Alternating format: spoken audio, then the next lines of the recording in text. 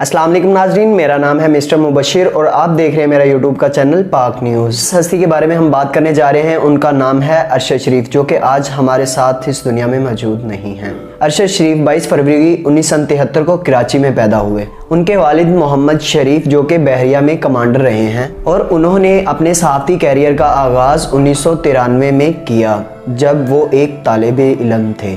1999 میں انہوں نے مختلف اخبارات میں کام کرنا شروع کیا۔ ارشد شریف نے نجی نیوز چینل میں بطور ڈائریکٹر اور اینکر کام شروع کیا۔ ارشد شریف کو تحقیقی صحافت میں مہارت حاصل تھی اور انہوں نے کئی بین الاقوامی سطح پر اخبارات میں کام بھی کیا۔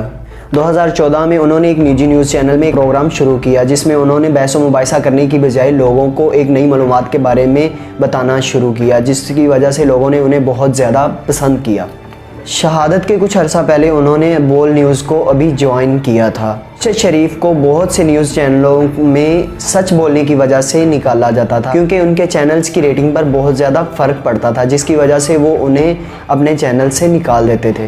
23 مارچ 2019 میں صدر عارف علوی نے انہیں ایک براڈ پرفارمنس کا ایوارڈ دیا، جس کی وجہ یہ تھی کہ ان کی پرفارمنس بہت اچھی تھی۔ ارشد شریف نے اپنے 29 سالہ کیریئر میں ملکی مفاد کو اپنے ذاتی مفاد پر مقدم رکھا، جس کی بنا پر انہوں نے اپنی جان کی پرواہ کیے بنا وہ ہمیشہ اور حق اور سچ کے لیے لڑتے رہے، جس کی وجہ سے بہت سے لوگوں نے ان کو پسند کیا اور بہت سے لوگ انہیں برا سمجھتے تھے۔